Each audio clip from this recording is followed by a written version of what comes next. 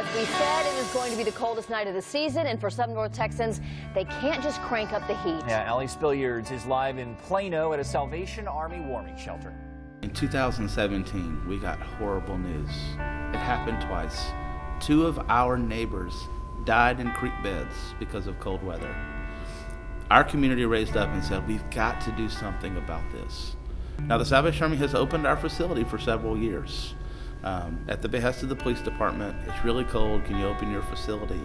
But there was a movement, we've got to do better, we've got to get the communication going. And so the Collin County Homeless Coalition Interfaith Committee began to reach out and explore, are there ways that we can provide a warm, safe place where our neighbors who are currently without a home, maybe they're sleeping in a car, could actually go and be safe for the night, to not have to necessarily freeze to death or be exposed to the elements in those time periods where life could be in danger.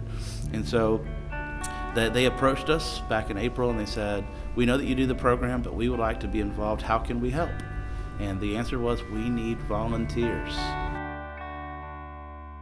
From those discussions came the idea that if we could put together teams of 14 people with 10 teams, 140 people, we would be able to provide the support necessary to keep the station open when the weather got dangerously cold.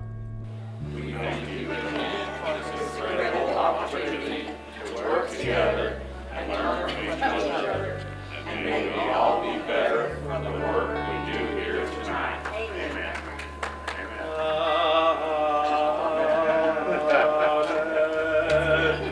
I'm with part of the leadership team, the group that got started on the project. I'm with St. Mark Catholic Church, the St. Vincent de Paul Society here in Plano, and I've had the pleasure of being involved almost in every session, every night that we've been open so far, and just help coordinate, make sure we've got continuity of our processes and procedures. We've got labels of the guest tag.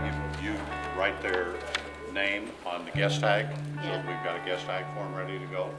And their number that go on it or anything? No number, just the first name. First name only? Yeah, first name only. And we do it so we can read it, right? So it's legible. Yeah, make it so it's legible. You might want to ask somebody. No, the number goes on the... Number goes on here, number goes on here. This is for bagging and tagging their Both possessions. sides.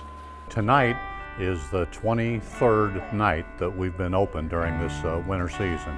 And the normal process for us is at 6 o'clock, we send buses into downtown Plano, down to the Harrington Library, the downtown Dart Station, the downtown Plano Station, and we pick people up and bring them back here to the Salvation Army. And usually on that first run, there's anywhere from 25 to 35 people that we pick up. They come into our lobby. We've got some refreshments there. Once the 6:30, we start bringing them into our registration area. We've had multiple tables set up with the volunteers that have come in. We'll register the people, the ones who are returning, and then those who are new, we'll give them their possessions if they've been here before. We'll bag and tag any of their personal possessions and be able to take those into the chapel where we keep everything safe overnight. Then the guest, we call them guests, will head to the dormitory, pick their bed, after which they'll go into the dining area, and we have some wonderful food prepared by the Salvation Army staff here. They'll have dinner. We have an opportunity to have hospitality with the people who are coming in, and then about 9:30 things start to get quiet, and most of these people are ready to get to bed and get to rest. Through tonight, we had about 770 people that we've processed over those previous visits. On a typical night now, we're getting about 40 people a night that are coming in. When we first started, it was about 20 to 25 people that would come in, and as the weather got colder and the seasons progressed, it's come up to about 40 to 45 a night. We attend to minor complications.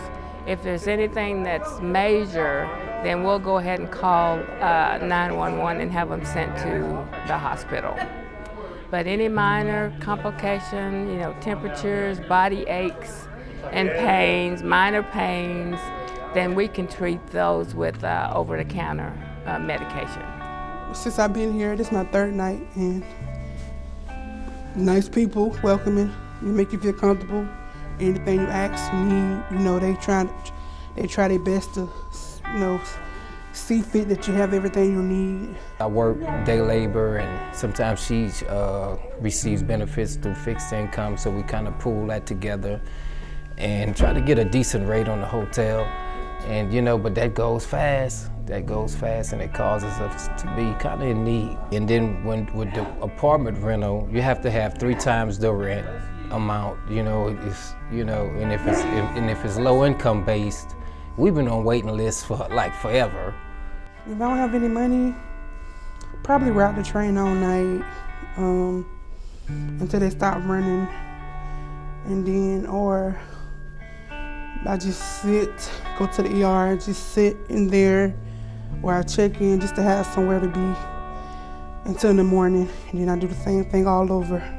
The fact that we know that this place is here, you know, and that they're available when they can be is, you know, is a huge help to us. In this program, we opened 25 nights this year, provided nearly 1,000 bed nights, which basically would be 1,000 opportunities to for people in this community to freeze to death. Homeless individuals, both sleeping on parks or they're on the sidewalks or streets or behind stores, were able to come in, get a warm meal, a safe place to be, because the streets can be really dangerous. They were able to get showers, toiletry kits. We provided new clothing, all the way down to the undergarments. And this program helped save many lives in our community this year.